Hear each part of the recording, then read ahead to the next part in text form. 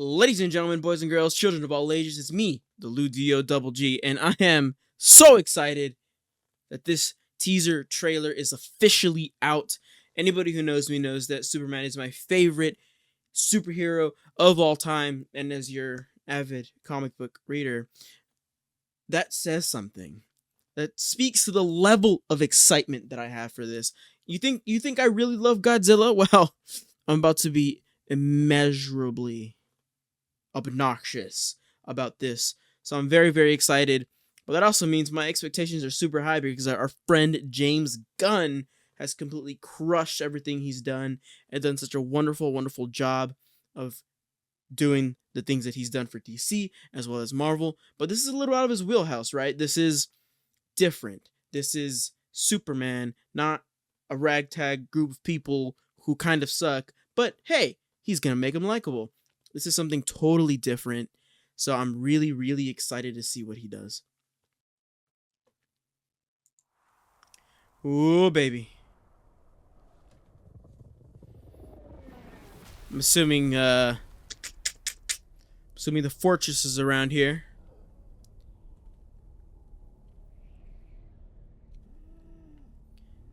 Okay, all right. So we're gonna stop it. We're gonna stop it real quick and just go ahead and point out that Superman doesn't bleed, despite the fact that Batman thinks he'll make him bleed in the Batman versus Superman movie. So this already right here is kind of like, all right, what's going on here? It's been canon in various other stories that as he's gotten older, he's become stronger over time.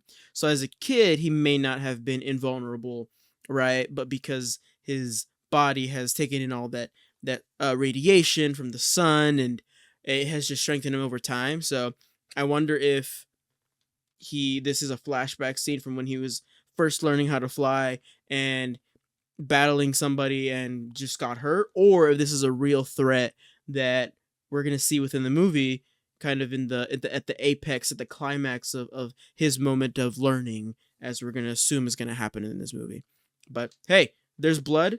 We usually don't see Superman bleed, so already something different.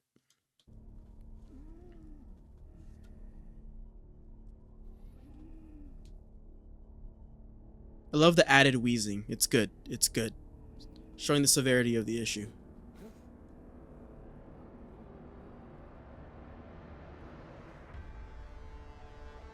Hell yeah. Hell yeah. Love the electric guitar with this. We got a good look at Lois Lane here. I'm a fan.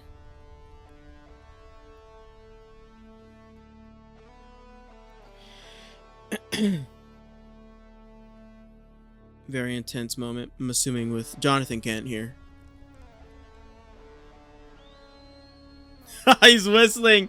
Is it gonna be crypto? Is it gonna be crypto? Come on, give me crypto. That's 110% crypto. And the cut right before we see it. Oh, there he is. Home. Take me home. You know, I just want to kind of go back here a little bit, um, and take a look here at crypto. I've got to say, just kind of right off the bat here, maybe it's because there's a lot of white around and the cape here looks a little funky. But I'm assuming that this is not the real dog and this is a CGI dog. All things considered, I can forgive that it looks a little fake. And and I will say this cape on top of crypto here does look a little funky. I'm also not a VFX person. I can use Premiere Pro pretty well. But I 100 I and the reason I'm bringing this up is because I've been on X, not Twitter, X, and I've seen people talk a lot of garbage about this scene in particular and how crypto doesn't look correct. Doesn't look right, and I just gotta say I don't have a problem with it. Sure, because you paused the trailer and you can see a frame, it's like, sure, it might look weird, but like it's not a huge problem with me. For me, it's kind of like when you pause an anime and then you see a frame that looks awkward and you're like, well, of course it's gonna look awkward because you're meant to watch this as it moves, not paused. So that that's for you people who suck at being nice to VFX people. Let's carry on. Home. Take me home. Hell yeah. Okay, okay, okay. We're gonna pause one more time here. Oh, that went too far back. So once again, I have seen people, like, I've seen like screenshots where people are like, "This looks terrible." I again, I can forgive it.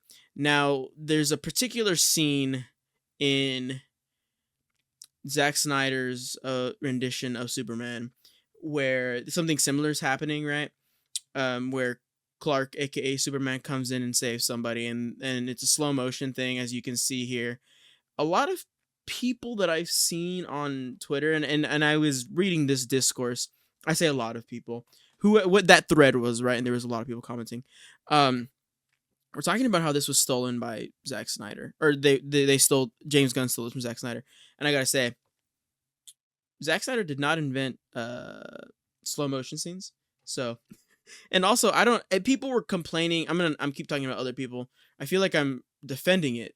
Um, but people have been complaining about how, why is there a kaiju here? Why is there a big monster that he's fighting? Um, and I'll talk more about all of the characters we're about to see here in a moment. Um, but yeah, yeah, I think it's just something to point out here, that there is in fact a big monster that Superman is gonna fight here.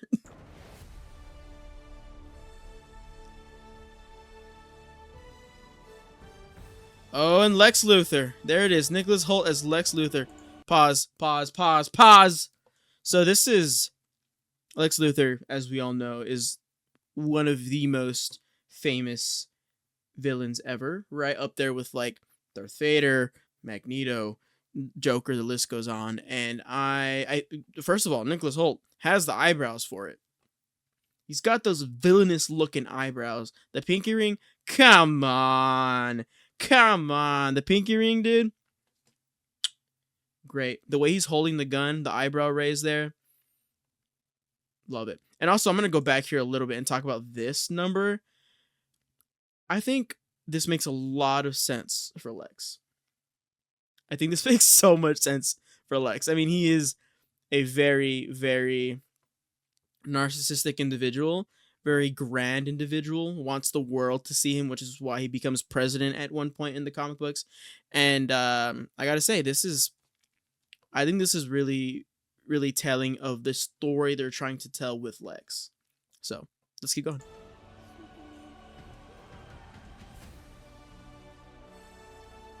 Okay. Okay, gotta roll back here.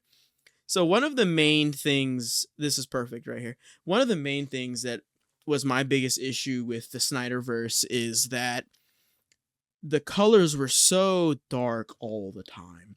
And I don't mind there being dark colors, that's fine with me. I have zero issue with that. Only when it starts to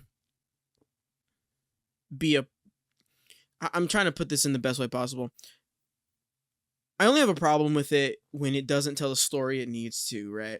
And so I'm happy to see a darker, grittier Superman, which is why we have Injustice, which is why we have so many different Elseworld stories where Superman is the villain, is the bad guy. But the main draw to him is that he is a symbol of hope. He is embodiment of good, right? And that in color theory and is warmth, right? It's yellow, it's bright, it's blue, it's red because of those primary colors. And that was my main like thing about Superman in Man of Steel. I did like Man of Steel, don't get me wrong. However, the darkness was not it for me.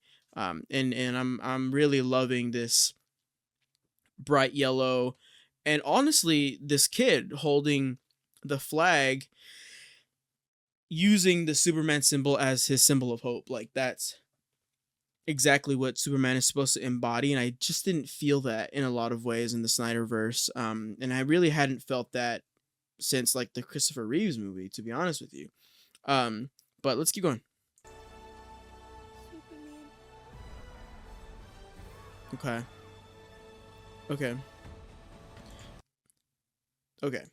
We're gonna have to come back and look at this. Um, what I particularly enjoy here about this is that there's an obvious change in the story, or maybe this is the beginning, I don't know, where people aren't liking him. So we're seeing two different versions, two different things, right? We're seeing the kid who is crying for help for Superman in what I'm presuming is a war-ridden place, and he's calling for his help or whatever.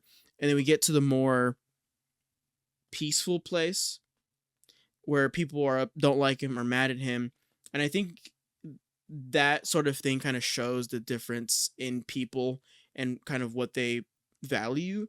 You know, I'm sure that kid who is crying for Superman's help would love to be living in this area, right? Where presumably that's not happening. I'm getting kind of deep here, but that just means that there's going to be a conflict within Superman that is evident, right? Between being needed and wanted, and not being wanted but needed. You know, that's kind of the whole like the hero we needed but not the one we deserve sort of thing. But it's totally true, and this shows a human aspect to this situation here, where he's not only a god but somebody who can get hit by a freaking can of corn or whatever that is, you know, and he just keeps walking. You know, he holds his head up high and just keeps walking. Maybe not high. He obviously is in distraught in this frame here. Um, but there's a humanity side of humanity here that I think is important to tell. And more specifically, I know that James Gunn is using All-Star Superman as an inspiration for this, and that comic book in particular shows a huge like human side of Superman where he's facing mortality, you know. And so that I think this is really great.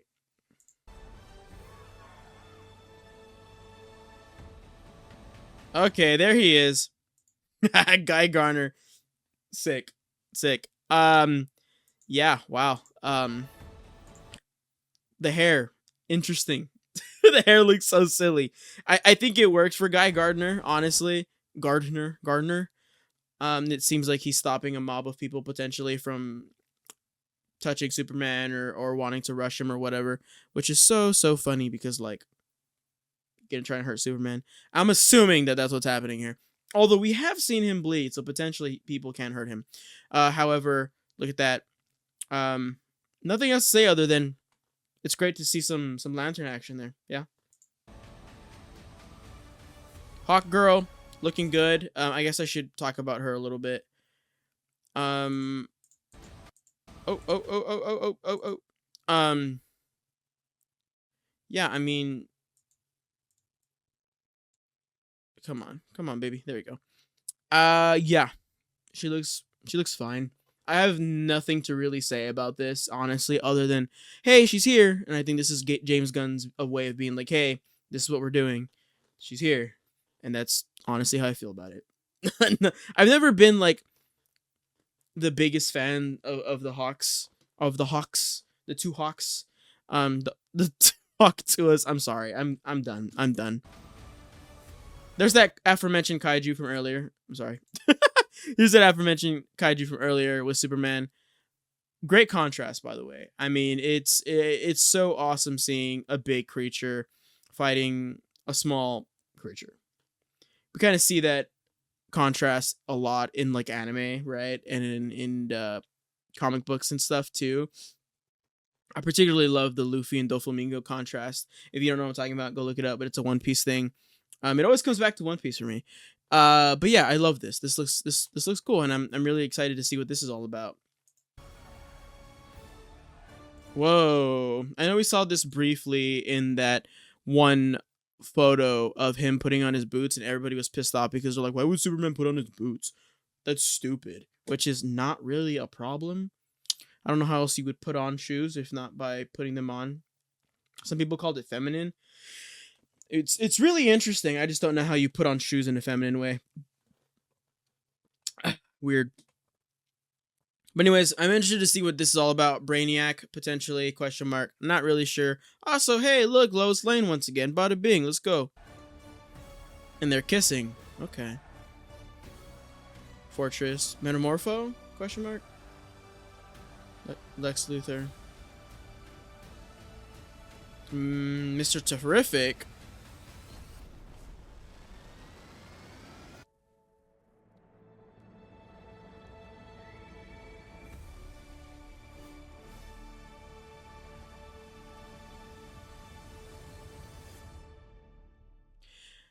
Okay, now let's get into the meat and potatoes of kind of what I'm thinking.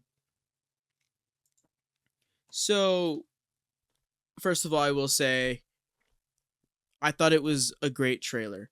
I don't know that this trailer I'm trying to find the right words here without pissing people off. This is a great trailer for what the new DC universe is heading towards.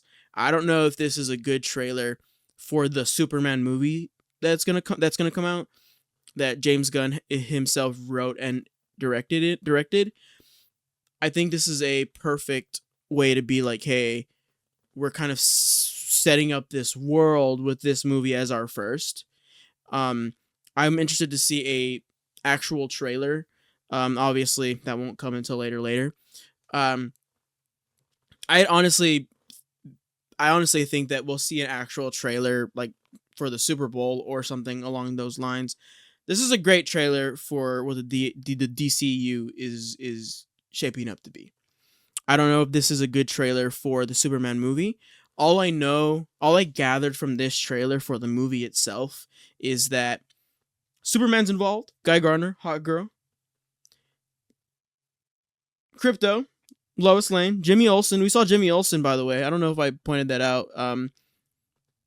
And a couple of other big Superman names there.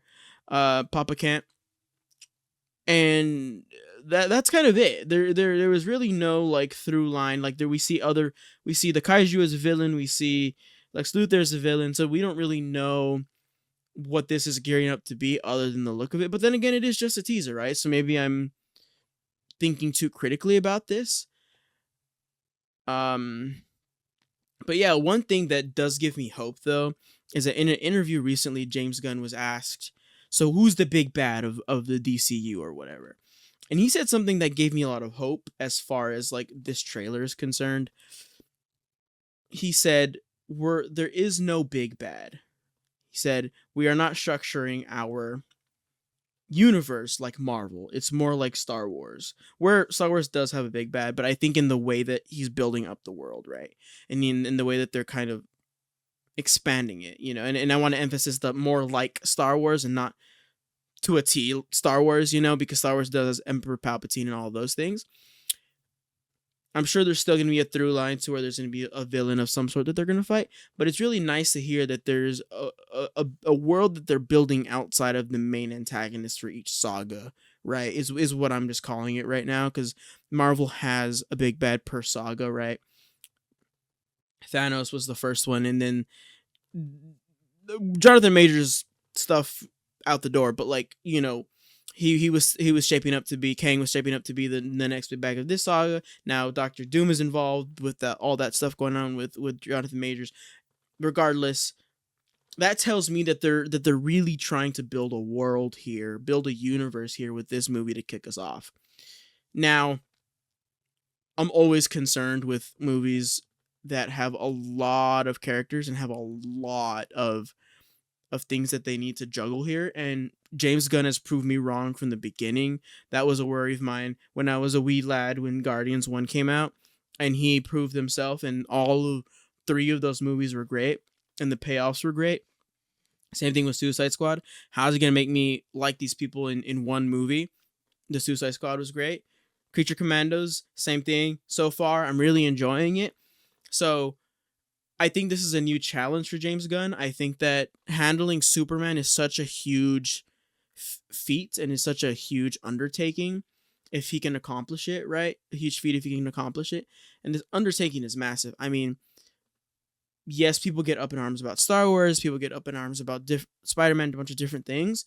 Superman is going to be on par with that, like, Star Wars anger, right? Superman's like the hero. So I remember back when he signed up to do the Suicide Squad, when all that like drama happened and Marvel let him go, then DC got him, all that stuff, and they offered him Superman or the Suicide Squad, and he was like, Superman is not something I can do right now. Like that is insane to try and have me do.